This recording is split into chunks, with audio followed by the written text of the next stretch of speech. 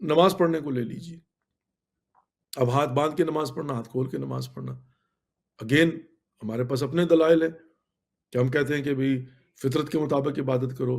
کہ پیٹ سے بچہ جو ہے وہ ہاتھ کھلے آتا ہے، جب مرنے کے بعد اس دنیا سے جاتا ہے کفن میں اس کے ہاتھ بندھے ہوئے نہیں ہوتے، کھلے ہوتے ہیں، حالانکہ انا للہ و انا الیہ راجعون، وہ اللہ کی طرف سے آیا تو ہاتھ کھلے آیا، اللہ کی بارگاہ میں جا رہا ہے تو ہاتھ کھلے جا رہا ہے۔ تو اب میں اپنی مرضی سے جب خدا کی بارگاہ میں نماز کے لیے کھڑا ہونا چاہوں،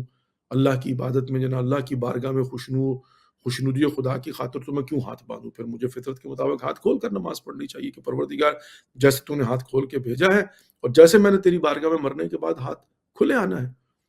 اور اس کے علاوہ اور رسول اللہ صلی اللہ علیہ وسلم کے متعلق ملتا ہے کہ نبی پاک محمد مصطفیٰ صلی اللہ علیہ وسلم جو ہے انہوں نے ہاتھ کھول کر نماز پڑھی، رفع یدین انہوں نے کیا۔ اچھا اب ڈسپیوٹ کیا ہے کہ وہاں پر جا کر پھر مختلف جو ہے نا وہ روایات ہے، لیکن at the end of the day آج جو غیر شیعہ ہمارے مسلمان ہیں ان کی انڈرسٹینڈنگ جو ہے کہ کوئی کہتا ہے کہ یہاں پر ہاتھ رکھ کے پڑھیں، کوئی کہتا ہے یہاں پر پڑھے، کوئی کہتا ہے یہاں پر پڑھے، کوئی کہتا ہے زیر ناف ہونا چاہیے، کوئی رفع یدین کرتا کوئی نہیں کرتا، اس سے میٹر آف انڈرسٹینڈنگ ہے۔ لیکن ایٹ دی اینڈ جو ہے نا وہ کیا ہے؟ اینڈ یہ کہ نماز ہے، اقیم الصلاۃ ہے، نماز کو کوئی منکر ہے نہیں، جو ہاتھ باندھ کے پڑھتا ہے وہ بھی نماز پڑھتا ہے، جو ہاتھ کھول کے پڑھتا ہے وہ بھی نماز پڑھتا ہے۔ اب پروردگار جو ہے نا وہ مطلب کس کی قبول کرتا ہے؟ ہر کسی کی انڈرسٹینڈنگ ہے، وہ کہتا ہے کہ میری قبول ہوگی، لیکن میں یہ تو یقین رکھ سکتا ہوں کہ پروردگار میری نماز کو قبول کرے گا، کیا کسی کی کوئی رد کرے گا اس بنیاد کے اوپر؟ That's of course big question, I doubt about it. اگر میں اپنی انڈرسٹینڈنگ کے خلاف پڑھوں گا تو میری نماز رد ہوگی،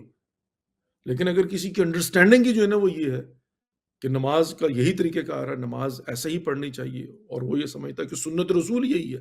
رسول اللہ صلی اللہ علیہ وسلم نے ایسے ہی نماز پڑھی تھی، تو اس کی نماز خدا کی بارگاہ میں قبول ہوگی، ڈیفینیٹلی قبول ہوگی، انشاءاللہ قبول ہوگی، تمام تر شرائط کے ساتھ جو وہ پڑھ رہا ہے اس کی انڈرسٹینڈنگ ہے۔ تو یہاں پر اس ہفتہ وحدت کے اگر فلسفے کو دیکھا جائے تو کیا ہے کہ ہم لوگ جو ہیں وہ انڈرسٹینڈنگ کا جو ہے نا فرق ہے ہمارے اندر، حتی نظام خلافت اور نظام امامت کو لے لیں، اب تاریخ کے اوراق کو کنگھال کر دیکھ لیجئے،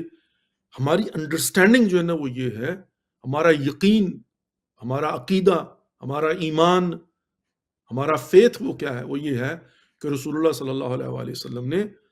اپنے بعد اللہ رب العزت کی خواہش کے مطابق نبی پاک محمد مصطفیٰ صلی اللہ علیہ وسلم کی زبانی کہلوا بھی دیا تھا، من کنت مولاہ فہذا علی مولا، اور اب یہ ہے کہ سلسلہ امامت شروع ہوا اور خلیفۃ بلا فصل، اور پہلے امام نبی پاک محمد مصطفیٰ صلی اللہ علیہ وسلم کے بعد مولا کائنات علی بن ابی طالب ہے، اور یہ سلسلہ امامت، اور ہم شیعہ یعنی علی ہیں، اور ہم شیعہ اثنا عشریہ 12 اماموں پر یقین رکھتے ہیں، یہ سلسلہ امامت اور 12 امام ہمارے قائم ہے، یہ ہمارا عقیدہ ہے۔